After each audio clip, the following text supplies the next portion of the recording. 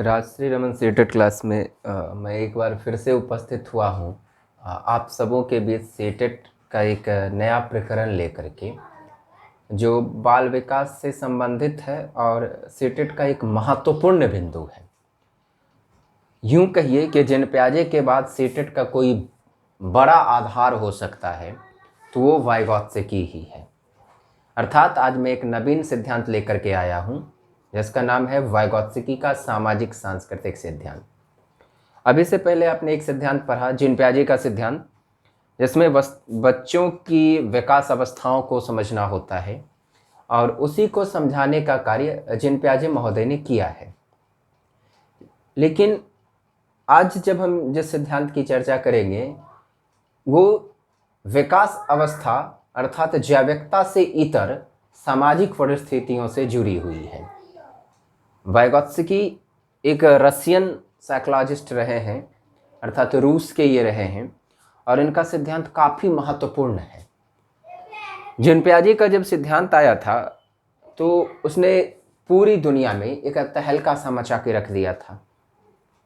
लेकिन जब वाइगोत्स्की का सिद्धांत आया तो यूँ कहिए कि सीधा विरोधाभास रहा था। वाइगोत्स्की के सिद्धांत में जिन प्याजे के सिद्धांत का पूर्णतया विरोध किया गया है और विरोध करने की सिर्फ एकमात्र वजह है कि इन्होंने जैविकता को विकास का आधार बना दिया था। अर्थात जिन प्याजे महोदय ने अपने सिद्धांत में विकास अवस्थाओं को जैविकता का आधार बना दिया था, परंतु वाइगोत्स्की के मस्तिष्क में यही फिट नहीं हुआ। उन्होंने इसी चीज का विरोध कर दिया। वस्तुतः वाइगोत्स्की और जिन प्याजे दोनों का जन्म एक ही वर्ष हुआ है, 1896 ईस्वी में। वैसे वाइगोत्स्की छोटे थे उम्र में जिन प्याजे की अपेक्षा। जिन प्याजे 9 अगस्त 1896 को पैदा हुए थे स्विट्जरलैंड में, जबकि 17 नवंबर 1896 को रूस में पैदा हुए थे वाइगोत्स्की। जन्म काल एक ही वर्ष में है, परंतु इनका जीवन काल काफी कम रहा है। वाइगोत्स्की महज 38 वर्ष तक ही इस दुनिया में रह पाए, लेकिन इसी 38 वर्ष के जीवन काल में उन्होंने विश्व के पटल पर मनोविज्ञान के क्षेत्र में एक महत्वपूर्ण सिद्धांत दे दिया, जो सिद्धांत जिन प्याजे के सिद्धांत का सीधा विरोध करता था। जिन प्याजे के सिद्धांत में कहा गया है कि हम मानवों का विकास, या यूं कहिए कि दुनिया के प्रत्येक प्राणी का जो विकास होता है एक अवस्थाओं में होता है, अर्थात जैविकता आधार रखता है। परंतु वाइगोत्स्की महोदय के मस्तिष्क में ये बात फिट नहीं हुई। उन्होंने कहा कि ऐसा नहीं होता है कि हमारा विकास सिर्फ जैविकता को आधार बना के चलता है। जैविकता को पूर्णतया इन्होंने नकारा नहीं है, परंतु नगण्य माना है। लेकिन प्याजे पूर्णतया जैविकता को ही महत्वपूर्ण मानते हैं। वाइगोत्स्की कहते हैं कि हमारा विकास समाज के साथ रहकर होता है, और इसीलिए इन्होंने अपने सिद्धांत को रखा सामाजिक सांस्कृतिक सिद्धांत, या इसे सामाजिक निर्मितिवादी सिद्धांत भी हम कहते हैं। तो वाइगोत्स्की ने एक अलग रूपों में काम किया और जिन प्याजे के सिद्धांत से सीधे विरोध आते हुए 38 वर्ष की आयु में इस दुनिया को छोड़ने से पहले एक महत्वपूर्ण सिद्धांत मनोविज्ञान के क्षेत्र में प्रस्तुत करके वो चले गए। हम वाइगोत्स्की के ही सिद्धांत की चर्चा करेंगे कि वाइगोत्स्की महोदय ने जो सिद्धांत दिया तो आधार उन्होंने क्या बनाया। वाइगोत्स्की का जब सिद्धांत आया तो वाइगोत्स्की महोदय ने सबसे पहले कहा कि बच्चा पहले स्वयं के स्तर पर सामाजिक वातावरण में तालमेल बिठाता है। अर्थात बालक, हम आप सब जितने भी इस दुनिया में हैं, जैसे जैसे हमारी जैविकता के आधार पर विकास हुआ, ठीक उसी आधार पर कहिए ये जैविकता तभी हमें विकसित हुई, वास्तविक विकास हमें तभी हुआ जब हम समाज के साथ जुड़े। अर्थात ये कहते हैं कि हम अधिगम तभी करते हैं जब समाज के साथ हम जुड़ते हैं, सामाजिक वातावरण में हम तालमेल बिठाते हैं। जबकि जिन प्याजे के सिद्धांत में हम सामाजिक वातावरण में तालमेल नहीं बिठा रहे थे, अपितु हम अपनी जैविकता के अनुरूप ही अनुभव प्राप्त करते चले जाते थे।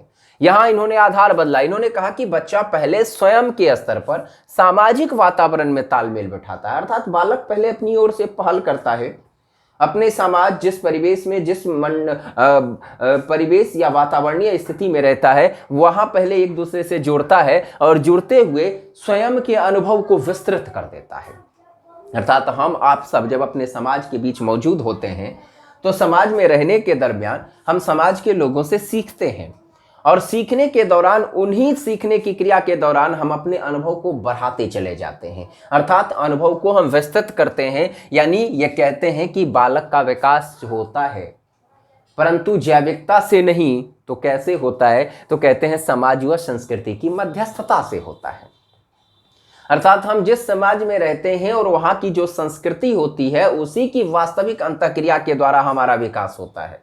हम उसी आधार पर सीखते चले जाते हैं, अर्थात समाज व संस्कृति की मध्यस्थता से हमारा विकास होता है, ना कि जैविकता से। जबकि जीन पियाजे महोदय कहते हैं कि हमारा वास्तविक विकास जैविकता से ही होता है। जैविकता को इन्होंने महत्वपूर्ण माना है। सीटेट में यह प्रश्न कई बार पूछ चुका है कि वाइगोत्स्की महोदय निम्न में से किसे आधार नहीं मानते हैं, और ऑप्शन एक दिया होगा जैविकता। जबकि पियाजे से भी यही प्रश्न पूछता है कि पियाजे मूल रूप से किसे प्रमुख आधार मानते हैं, वहां ऑप्शन भी दिया होगा जैविकता। तो पियाजे में जवाब तब आएगा जब हाँ में पूछेगा, वाइगोत्स्की में जैविकता तब आएगा जब ना में पूछेगा। अर्थात वाइगोत्स्की समाज और संस्कृति को ही महत्वपूर्ण मानते हैं, परंतु ये समाज और संस्कृति को कमतर आंकते हैं, और जैविकता को पियाजे महोदय अत्यधिक महत्वपूर्ण मानते हैं। इसके अलावा वाइगोत्स्की महोदय कहते हैं कि हमारा जो विकास होता है ना, हम समाज में रहते हैं और सामाजिक ढांचा में रहते हुए ही वहां की संस्कृति के साथ हमारा परस्पर अंतःक्रिया होता रहता है। यानी हमारा जो विकास होता है ना, एक दूसरे से सीखने से होता है। अब एक दूसरे से सीखने से तात्पर्य है कि बच्चे अपने समवयस्क के तात्पर्य है कि हम उम्रों के लोगों से या वयस्कों अर्थात उस खुद से बड़ों से परस्पर जब अंतःक्रिया करते हैं तभी सीखते हैं। जैसे देखिएगा, आप बच्चों के सामने खेलते रहना या किसी क्रिया को आप करते रहना तो बालक आपको देखते रहते हैं, और देखने की कड़ी में बालक आपकी प्रत्येक क्रियाओं, आपके प्रत्येक हलचलों पर नजर बनाते हुए उसे आत्मसात कर लेता है। यानी वाइगोत्स्की कहते हैं कि समाज में बालक अपने से बड़ों से सीख रहा है, बड़े जैसा करते हैं बालक उसी चीज को ग्रहण कर लेता है और उसी अनुरूप सीखता है। अर्थात बालक पर प्रभाव किसका पड़ा? सीधा समाज और वहां की संस्कृति और उन समवयस्कों या वयस्कों का पड़ा, जिस पर उसने अपनी निगाहें दौड़ाई और उसी के आधार से बालक ने सीखना शुरू किया। अर्थात हमारा जो विकास होता है वो दूसरों से होता है। जबकि पियाजे के सिद्धांत को देखते हैं तो हमारा विकास स्वयं से हो जाता है। हम जैसे जैसे बड़े होते चले जाते हैं, हम में अनुभव विस्तृत होता चला जाता है। लेकिन वाइगोत्स्की कहते हैं नहीं, हम बड़े होते हैं इसका आधार नहीं है। बड़े होने के दौरान हम दूसरों को देखते हैं और उसकी क्रियाओं के साथ हम अंतःक्रिया करते रहते हैं और उसी अनुरूप हम सीखते चले जाते हैं। अर्थात उसके द्वारा परस्पर क्रिया करके ही हम अधिगम करते हैं। यानी ये कहते हैं कि मानसिक या बौद्धिक क्रियाएं, जितनी भी मानसिक या बौद्धिक क्रियाएं हो रही हैं, ये सभी पहले समाज में घटित होती हैं।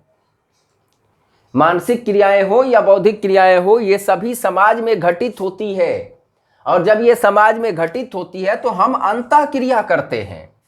अर्थात बच्चे, या हम आप सब कभी बच्चे रहे होंगे या अभी भी आप देखना, कुछ ना कुछ नवीन चीजों को आप सीखते हो, जिसका आधार वाइगोत्स्की जैविकता नहीं। वाइगोत्स्की कहते हैं हम अपने से बड़ों को देखते हैं। देखने के कारण जब हम अंतःक्रिया करते हैं तो ये जितनी भी मानसिक या बौद्धिक क्रियाएं हुई जिसे हमने सीखा, ये समाज में पहले घटित हुई, और जब समाज में ये घटित हुई तो हमने अंतःक्रिया किया समाज के साथ, अपने समुदाय के साथ, और इस अंतःक्रिया के दौरान समुदाय की जो संस्कृति है उसी संस्कृति को हमने प्राप्त कर लिया। अर्थात यूं समझिए कि एक बालक जब जन्म लेता है तो जन्म लेने के बाद विभिन्न प्रकार के पहनावा और खान पान को वो प्राप्त करता है। ये जैविकता से नहीं करता है।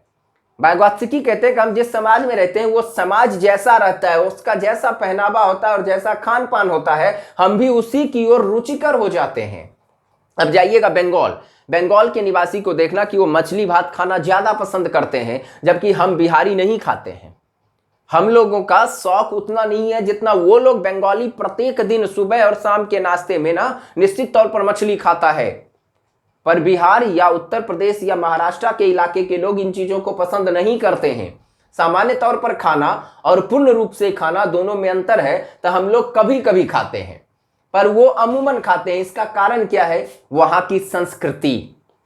उस कल्चर में वो समाया हुआ है, जिसके कारण वहां के बच्चे उसी चीज को प्राप्त करते चले गए। अर्थात जो क्रियाएं उस समाज में घटित हो रही थी उसी को हम उस संस्कृति को ही आत्मसात करते चले गए। पहनावा, पश्चिमी देश के लोग पूर्णतया मॉडर्न टाइप जीते हैं, उनके पहनावों को देखना, छोटे छोटे कपड़े पहनते हैं, पर भारतीय परिधान अलग है। अब हम जितने भी भारतीय हैं इसका स्वरूप देखना पाश्चात्य सभ्यता से काफी भिन्न है। ऐसा क्यों है? क्योंकि हम जिस समाज में रहते हैं ना, वहां हम उम्रों से या अपनों से बड़े जो हैं उनको देखते हुए हम सीखते हैं। अब वाइगोत्स्की यही कहते हैं कि समाज में जब हम रहते हैं तो समाज में जो घटनाएं घटित होती हैं ना, उन घटनाओं को हम तभी सीखते हैं जब अपने समाज, अपने परिवेश, अपने समुदाय के साथ, अपनी संस्कृति के साथ हम अंतःक्रिया करते हैं। जब हम अंतःक्रिया करते हैं तो धीरे धीरे ये हमें फिट होता चला जाता है। अब वाइगोत्स्की महोदय सीखने के अलग अलग आधार बताते हैं, जिसमें ZPD, LPD, LAD, स्कैफोल्डिंग आदि आधार बताते हैं, जिसकी विस्तृत चर्चा हम आगे करते हैं। पहले मैं इस बोर्ड को साफ कर लेता हूं, फिर हम देखेंगे कि वाइगोत्स्की का वो वास्तविक आधार क्या है। अब हम इन 3 आधारों को देखते हैं कि वाइगोत्स्की महोदय कहते हैं कि बालक जब सीखता है तो सीखने के दौरान निम्न रूप से 3 संदर्भों में सीखता है। एक कहते हैं कि LAD है, जिसे वास्तविक विकास का स्तर कहा जाता है। द्वितीय कहते हैं कि ये ZPD है, जो समीपस्थ विकास का क्षेत्र होता है। और तीसरा कहते हैं LPD है, जो संभावित विकास का क्षेत्र होता है। अर्थात वाइगोत्स्की महोदय का मानना है कि LAD अर्थात वास्तविक विकास का क्षेत्र, यहां पर बालक उन क्रियाओं को सीखता है जो सहज होता है, अर्थात जिसे कोई नहीं सिखाता है। जैसे एक बच्चा जन्म लेने के बाद देखिएगा कि रोना, हंसना, मुस्कुराना या चलना, घुटने के बल चलना, ये बच्चों को कोई सिखाता नहीं है, ये बालक स्वतः ही सीखता चला जाता है। तो इसे ही वाइगोत्स्की कहते हैं कि ये LAD है, जो वास्तविक विकास का स्तर है, ये स्वतः ही बच्चों में होता है। तत्पश्चात कहते हैं कि अब बालक समाज के साथ रहना शुरू करता है। अब वास्तविक तौर पर धीरे धीरे वो सामाजिक प्राणी बनता है। जब सामाजिक प्राणी बनता है तब बालक जब LAD के माध्यम से वास्तविक विकास के स्तर को प्राप्त कर लेता है, तब बालक LPD तक पहुंचना चाहता है। LPD से संबंधित है संभावित विकास का क्षेत्र। यानी वाइगोत्स्की महोदय कहते हैं कि यह वो क्षेत्र होता है जहां बालक आसानी से पहुंच सकता है, परंतु परिस्थितियां क्या है कि पहुंच नहीं पा रहा है। LAD आसानी से प्राप्त कर लिया और LPD यहां पहुंच सकता है, अर्थात ये मुश्किल नहीं है, परंतु आसान नहीं है, कठिन है, यहां पहुंच सकता है, लेकिन थोड़ी कठिनाइयां यहां व्याप्त हो जाती हैं, बालक यहां तक आ नहीं पा रहा है। तो कैसे आएगा? तब वाइगोत्स्की महोदय कहते हैं कि इसी LPD जहां तक उसे पहुंचना है, यहां पहुंचने के दौरान उसके मन में एक विचार उत्पन्न होता है।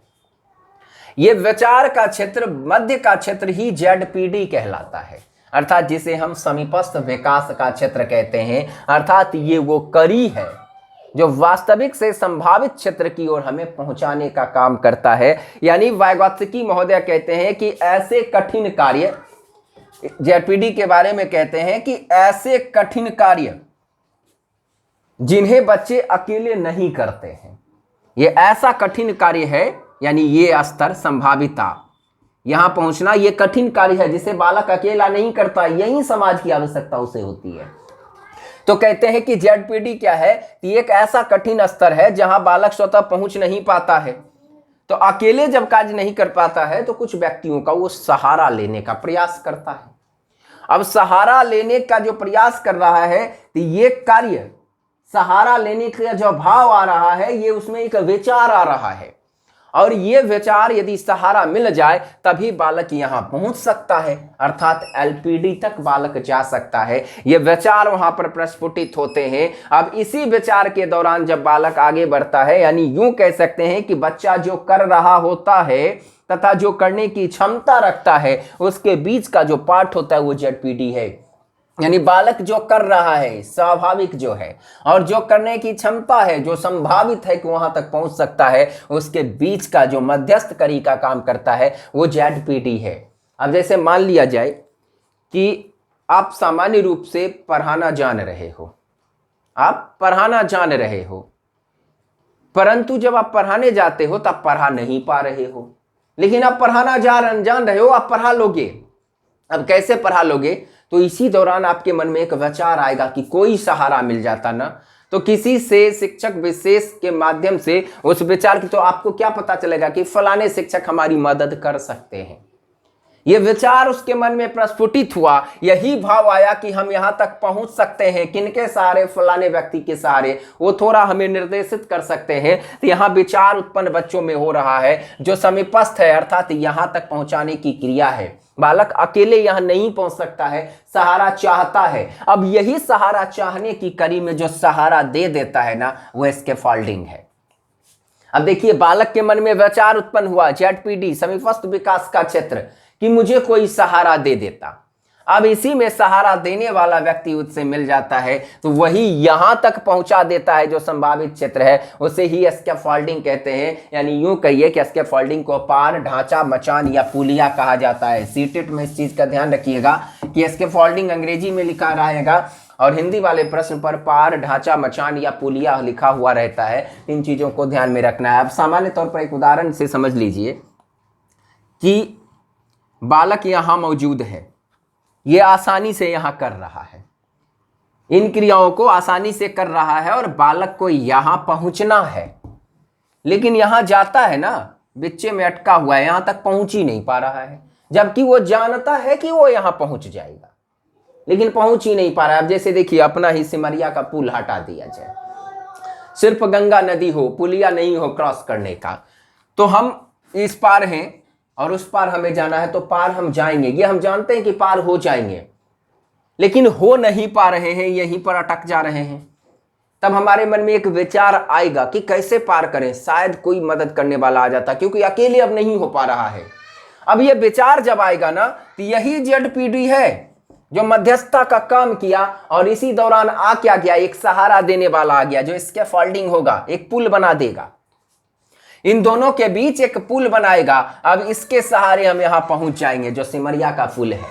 मान लिया जाए कि वो स्कैफोल्डिंग है, इसी नदी को पार नहीं किया जा रहा है था, तो विचार आया कि हमें क्रॉस करना है। ZPD विचार उत्पन्न करवाता है, और जब विचार उत्पन्न हो जाए तब हम सीधे उस पार चले जाते हैं। तो उस पार ले जाने का जो आधार है वही स्कैफोल्डिंग कहलाता है। अर्थात यूं कह सकते हैं स्कैफोल्डिंग को कि एक बालक गणित के हिसाब को बना रहा होता है, बच्चा गणित के संक्रियाओं को कर रहा होता है, तो शिक्षक के पास वो जाएगा सहारा लेने के लिए। ये स्कैफोल्डिंग का आधार है कि सीधे सहारा ले रहा है, अकेले कर ही नहीं रहा है।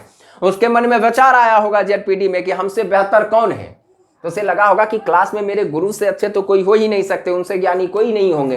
तो वो गुरु के पास चला जाता है और वहां जाकर के उनसे सीखना शुरू करता है। और स्कैफोल्डिंग की एक क्रिया है कि बालक पहले बार में सीखने के लिए जाएगा, दोबारा फिर जाएगा, तिबारा फिर जाएगा, लेकिन स्तर क्या है कि जैसे जैसे वो सीखेगा ना, वैसे वैसे जाने का क्रम घटता चला जाएगा, अब नहीं जाएगा।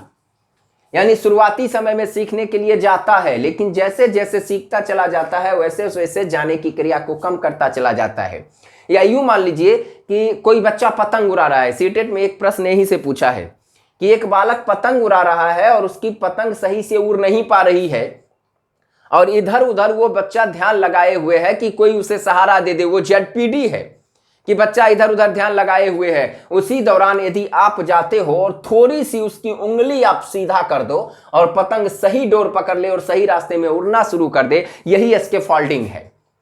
कि बच्चे के मन में विचार आया कि हमें कोई सहारा दे दे, इधर उधर वो देखने लगा, उसी क्रम में आप जाकर के उसकी मदद कर देते हो और उसकी पतंग की डोर सीधी हो जाती है, पतंग उड़ना शुरू हो जाता है। अर्थात आप वहां पर स्कैफोल्डिंग का काम कर रहे हो।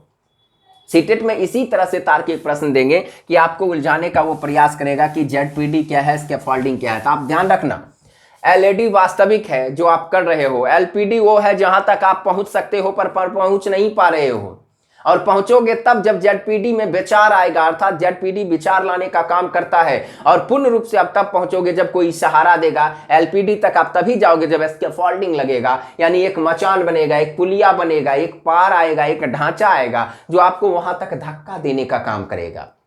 जैसे एक शिक्षक बरकक्ष में जब मौजूद होते हैं तो बच्चों को सहारा देते हैं, स्कैफोल्डिंग लगाते हैं। बालक धीरे धीरे उनसे सीखना, सहारा लेना कम करता चला जाता है जैसे जैसे वो सीखता चला जाता है। यानी स्कैफोल्डिंग कहता है कि बालक शुरुआती समय में बार बार अभ्यास करने के दौरान सीखने के लिए समाज के लोगों के बीच जाएगा, लेकिन जैसे जैसे वो सीखता चला जाएगा ना, वैसे वैसे वो उनसे मदद लेना कम करता चला जाएगा।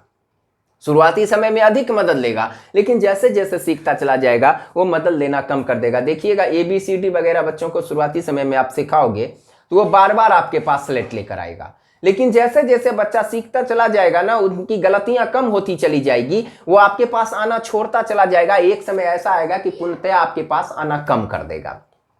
तो ये मूल रूप से LED, ZPD, LPD और स्कैफोल्डिंग था। वस्तुतः सीटेट में अधिकांशतः प्रश्न स्कैफोल्डिंग से ही पूछा जाता है। तो वाइगोत्स्की का जो ये टॉपिक है, इससे 4 से 5 प्रश्न आपको सीटेट में फंसेंगे। खासकर स्कैफोल्डिंग निश्चित तौर पर हर बार पूछता है, तो ये ध्यान रखिएगा। एक प्रश्न इस तरह का रहेगा जिसका करेक्ट आंसर स्कैफोल्डिंग होगा। अधिकांश संभावना स्कैफोल्डिंग, कमतर चांस रहता है ZPD होना, ज्यादा संभावना रहता है स्कैफोल्डिंग ही होगा। अब हम चर्चा करेंगे कि वाइगोत्स्की और जीन पियाजे के सिद्धांत में अंतर क्या है मूल रूप से। अब हम ये देखेंगे कि जीन पियाजे के सिद्धांत और वाइगोत्स्की के सिद्धांत, इन दोनों में वस्तुतः मूल अंतर क्या है। तो वाइगोत्स्की और जीन पियाजे दोनों के वास्तविक सिद्धांत को आपने समझा कि एक जैविकता को आधार मान के चलते हैं, तो द्वितीयतः दूसरे विद्वान जो उनके दूर विरोधी हैं वाइगोत्स्की, ये समाज को आधार मानते हैं। तो पियाजे के सिद्धांत में पहली बात जो की गई है वह है कि स्वयं करके सीखते हैं। यानी पियाजे महोदय का मानना है कि बालक स्वयं करके सीखता है, जबकि वाइगोत्स्की की बात करेंगे तो वाइगोत्स्की महोदय कहते हैं कि बालक समाज के साथ अंतःक्रिया करके सीखता है। अकेले कैसे सीख सकता है? ये कहते हैं कि ये अकेले नहीं, अपितु समाज के साथ अंतःक्रिया करके सीखता है। और इसी संदर्भ में ये कहते हैं पियाजे महोदय कि बालक का मन जो है ना वो एकल होता है, इसीलिए वो स्वयं करके सीखता है। जबकि वाइगोत्स्की महोदय कहते हैं कि नहीं, बालक उन सबसे सीखता है जो उनसे बड़े होंगे और उनसे ज्यादा समझदार होंगे। अब उनसे ज्यादा जो समझदार होंगे, जिन्हें ये आभास होगा कि हमसे ज्यादा समझ उसके पास है, वो हमसे ज्यादा क्रियाएं कर रहा है, अत्यधिक कुशलताएं उसके पास है, तो बालक उससे सीखेगा। ना कि बालक में एकल मन है स्वयं से सीखेगा, बालक समाज से सीखेगा। साथ ही ये कहते हैं कि बालक का जो विकास होता है उसमें जैविकता महत्वपूर्ण स्थान रखती है। वाइगोत्स्की कहते हैं ऐसा कुछ भी नहीं है। विकास तभी होगा जब समाज और संस्कृति महत्वपूर्ण तौर पर क्रियाशील हो, और हमारा विकास जैविकता नहीं अपितु समाज और संस्कृति की अंतःक्रिया का परिणाम है। फिर हम जब यहाँ आते हैं तो पियाजे महोदय कहते हैं कि पहले हम में विचार आता है, फिर हम में भाषा आती है। वाइगोत्स्की के पास चले जाते हैं तो ये कहते हैं न, पहले हम में भाषा आएगी तभी तो विचार आएगा। अब किसी क्रिया को करना है तो उससे संबंधित मन में पहले भाषा उत्पन्न होगी, तभी हम उस कार्य को करेंगे और उस विचार को हम प्रस्तुत करेंगे। यानी विचार पहले नहीं आएगा। वाइगोत्स्की कहते हैं पहले हमें भाषा आएगी। अब सीटेट में यही प्रश्न पूछता है कि पियाजे के अनुसार पहले आती है, पहले विचार फिर भाषा, पहले भाषा फिर विचार, समाज और संस्कृति महत्वपूर्ण या व्यक्तिगत वार्ता करता है बालक। आपको ऑप्शन देखना होगा कि पियाजे के अनुसार पहले विचार फिर भाषा आती है, बाद में कि 3 ऑप्शन वाइगोत्स्की से मैच कर रहा है। ऐसे ही प्रश्न देता है। फिर आएगा आत्मकेंद्रिता। पियाजे महोदय कहते हैं कि बालक आत्मकेंद्रित होता है।